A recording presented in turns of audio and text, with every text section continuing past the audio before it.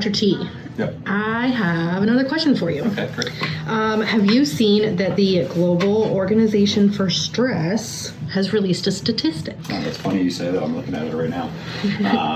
What is the statistic that It's saying a staggering 75% of adults report experiencing moderate to high levels of stress. Yeah, and that's crazy, right? Like this Global Organization of Stress, they pull this data from other journals and whatnot, American Psychology Association, National Institute of Mental Health, World Health Organization, a lot of different resources that kind of pulls them in one area. One of those, that's a crazy statistic, right? Like, one of the other ones that pops out to me here is one with teens, U.S. teens, 9th through 12th grade, have a serious lifelong-term health implications of stress on them as well. Wow. But like you said, as far as with adults, but particularly what it also says too, is that parents and caregivers have an exceptionally high level to burnout,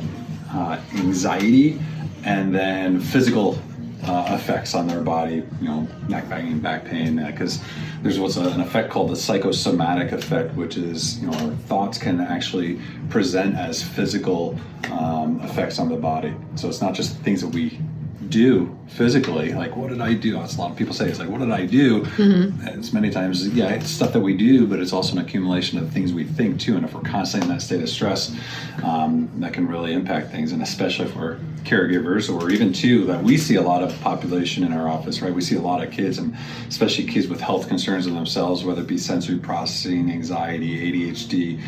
Parents are, as we do as parents, as we focus on our kids, right, we pour into them everything that we can, and a lot of times you see the parents too, they're doing it at a sacrifice for themselves, right? So I think one of the best things you can do is like take care of yourself, so then you can help your kid, because as well, they look to us, and if we can't give all our best to them, then it falls short. Yeah, totally makes sense. Yeah. So is there any science behind this? Like, why does it happen? 100%. Yeah, I mean, this is a classic state of what's called the sympathetic dominance. It's our fight-flight system. Okay. Constantly being stressed, which is okay to trigger that, right? Our fight-flight system's there for a reason to protect us, but we're not built to live in it. Right? We want to get back to that other side, which is the parasympathetic. That's our rest, our digest, our growth, our recovery. It's where we think about health, is where we should be, but many times life just kind of keeps triggering this other side, right? Yeah. And this overload, kind of like, too many plugs in the outlet at home will blow the fuse. In our body, it creates a condition called a subluxation. It's a fancy term, but it creates a scenario within us that it affects alignment, causes fixation, which then interrupts and interferes with the nervous system's capability to perform optimally. And so what that does is that can affect how our body moves, which can relate into, headaches, neck pain, back pain, those physical things. But it can also create what's called dysautonomia, which is an imbalance and dysfunction of the autonomic nervous system, which is the system that controls and coordinates all systems of the body. So it can really impact focus, sleep, digestion, hormone balancing, the whole organ system, right? Immune system. So it can really impact other systems of the body. And also another one is that it can affect what's called dysphonesis, but it's our ability to regulate energy sources. And many times if we're in a sympathetic state, that stress state, we are just eliciting so much energy. And this is where a lot of times people will complain about, I'm exhausted. That's that burnout, right? Like, you just can't get caught up. And then if it's affecting sleep, then you're not getting recovery. And it's this snowball where you just get caught in this cycle to where you just stay trapped in that cycle. And it's hard to get out of. Makes sense. Yeah.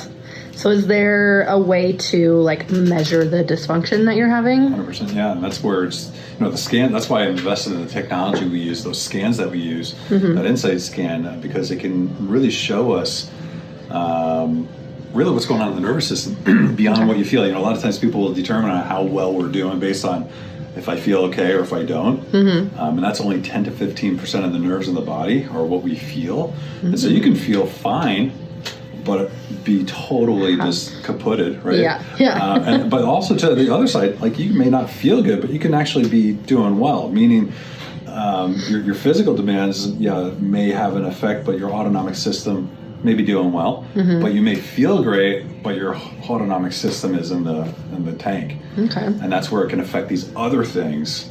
And so that's where the scans help us get more insight into that. One part is that neurothermal exam, which measures that autonomic system. There's that the neural EMG, which measures that nerve to muscle side of things. And then there's what's called the heart rate variability, which gives us the global look at the nervous system. We can see, is it in a state of balance? Is it in a state of that protection? Is it a state of exhaustion? So it gives us a lot more kind of behind the curtains of what's going on in that nervous system. That's cool. What that does now, one, we can see the true state of how the body's adapted to that individual's life, but also allows us to be able to set up an individualized care assessment for the individual to be able to help get them out of it. Okay. Yeah. What benefits would you see from that? Well, with a balanced nervous system, number one is where a lot of people think about chiropractic, you can feel better, right? Like neck pain, back pain, headaches, the body can just feel better in essence when you get it performing and functioning better.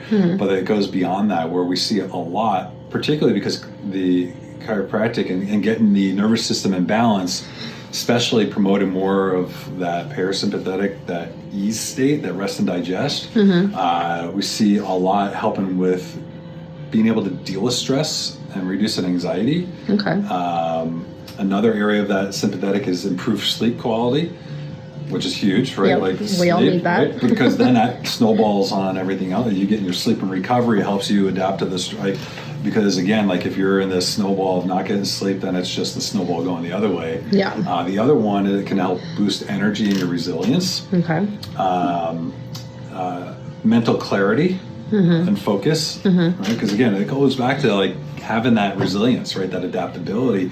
Because when you get tired and when you get exhausted, when you're not having the energy, it affects these systems, which we don't relate to that, because then many times that we see people like, trying to use caffeine and coffee, right? Which can help you get through the day, but that's adding a chemical stress, which is further driving that nervous system into the tank. And at some point, like, it doesn't work. Right? Something's got to happen, right? Yeah. I would say probably, but the hidden component is that when particularly a parent can get their system more regulated and balanced, again, because our kids co-regulate, right? So if like your kid's flipping out, but you're balanced, they can feed off you and get back to balance better. Right. But if you're not regulated and they're not regulated, and then it just feeds it the other way, right? Yeah. Especially in these neurodiverse and neurosensitive kiddos too. Again, kiddos are radars, but theirs are even heightened. So getting a parent under balance can 100% hold that healing potential in their kiddo. Okay. So what would you recommend to kind of get out of this state? Number one is to see if you're in it, right? Right. Which many times your body can express those symptoms, and sometimes the symptoms aren't there. But I would say is just to get checked. Just like you get your teeth checked, right? Because do you go to get your teeth checked every time because they hurt? No, you go to get them checked, right? So that you don't get to that point, right? Or help avoid that as best as possible. Yeah. So that's where I always recommend get your neurospinal system checked.